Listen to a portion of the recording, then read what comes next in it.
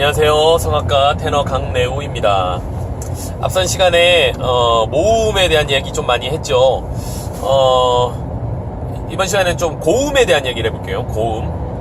고음에서는 반드시 턱이 열려야 된다. 제가 이제 그 얘기는 드렸는데, 턱이 열리는 것, 턱이 이렇게 윗 악관절이 이렇게 툭 하고 열리는 것이 중요하다라고 얘기를 했는데요. 이게 왜 중요한지를 여러분들이 꼭 이해를 하셔야 돼요. 턱을 열면 이 근육이 탄탄해진다고 그랬잖아요. 여기가 이렇게 갈라지면서 이 발성의 왕자 근육, 얼굴의 왕자 근육이 갈라지면서 이 부분이 단단해지게 만들어주는 것이 중요합니다. 그 에너지를 가지고 여기 근육을 가지고 고음의 어떤 포커스를 잡는 거라고 제가 말씀을 드렸는데, 그렇기 때문에 닫혀있는 모음, 이나 우 발음은 그 상태로는 고음을 내기가 어렵다라고 얘기를 했죠. 고음에서 굉장히 목이 잡힐 수밖에 없어요. 어딘가에는 고음을 내면 고음으로 갈수록 에너지가 훨씬 더 많이 필요한데, 어딘가에는 근육이 써줘야 된단 말이에요. 근데 이게 이 근육을 쓰지 못하는 닫혀있는 모음 같은 경우는 결국에는 목을 잡게 돼요.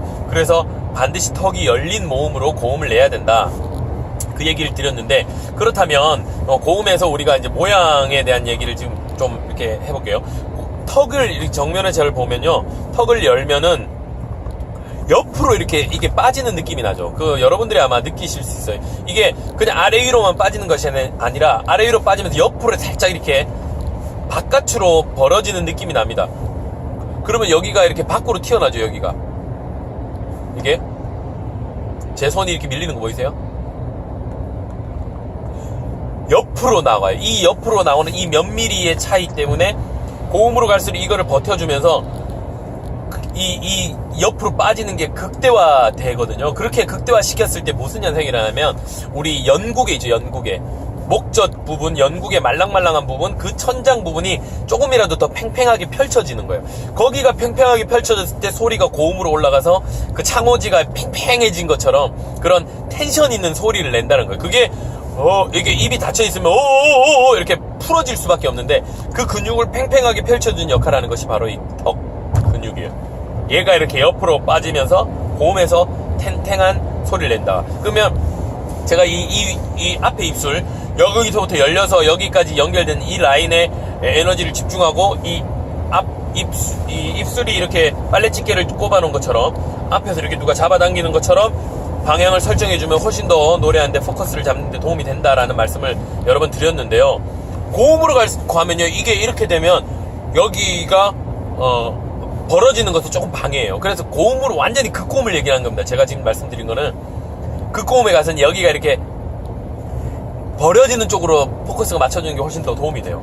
그래서 뭐 고음에서 빈차 보다는 빈차가 훨씬 더 이렇게 안정적이고 뭔가 포커스 있는 소리를 낸다라는 거예요. 더 소리를 쉽게 낼 수 있다라는 얘기예요. 물론 뭐 어떤 음색이나 이런 거에 있어서 호불호가 있겠지만, 소리를 내는 방향이나 이런 거에 있어서는 이 모양을 고음으로까지 유지하는 것보다는 고음으로 갈수록, 보세요,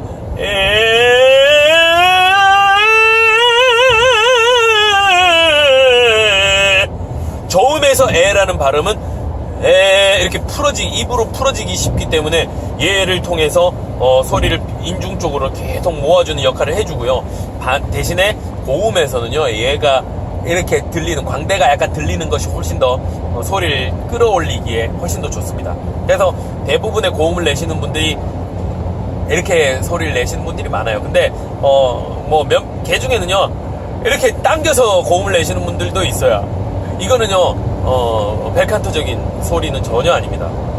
그거는 제가 생각하는 벨칸토의 개념, 건강한 소리로 봤을 때는 사실 이렇게 아래턱에 힘이 들어가서 하고 내는 소리는 성대에 무리를 줄 수밖에 없어요. 그거는 좋은 방향은 아니고요. 그러나 그렇게 해서 좋은 색깔이 나오는 사람도 있죠. 그걸 가지고 무대에서도 정확하게 잘 빠지는 사람도 있어요. 그거는 뭐 사람마다 다른 거고, 뭐 누가 어떤 게 좋다 나쁘다의 개념은 아니지만, 그냥 일반적인 어떤 벨칸토적인 건강한 소리를 내는 구조적인 길에 있어서 비강을 쓰는 관점에서 봤을 때 별로 좋은 발성은 아니라는 거예요. 이쪽으로 소리가 들어가면 비강에는 아무래도 소리가 잘 안 들어가게 돼 있어요. 그냥 이렇게 자꾸 이렇게 소리가 덮어지고요, 힘으로 밀게 되고요. 그런 것들이 많습니다. 그리고 이렇게 입술을 이렇게 좁히는, 입술을 열지 못하고 아까 얘기했던 이렇게 빨래집게를 한 것처럼 입술이 바깥 방향으로 이렇게 이런 느낌으로 되지 않고 이렇게 하고 먹는 소리도 결국에는 먹히는 소리예요. 그것도 결국에는 성대 안에서 무리를 주게 돼요. 이 안에 에너지가 맺혀있기 때문에 소리는 반드시 나팔처럼 나가야 됩니다. 여기서 시작을 해서 여기까지 오는 길은 무조건 열어주고요. 그거는 이 근육을 통해서 비강으로 가는 길은 하고 여기까지 열어준 뒤에 내추럴하게 소리가 하고 나온 뒤에 그 다음에 나팔처럼 입 모양도 당연히 구강에서 몸을 결정하는 구강도 펼쳐주게끔 자꾸 이렇게 소리를 바깥으로 뽑아줄 때 내추럴하고 명확한 모음이 난다는 거예요. 가 아니라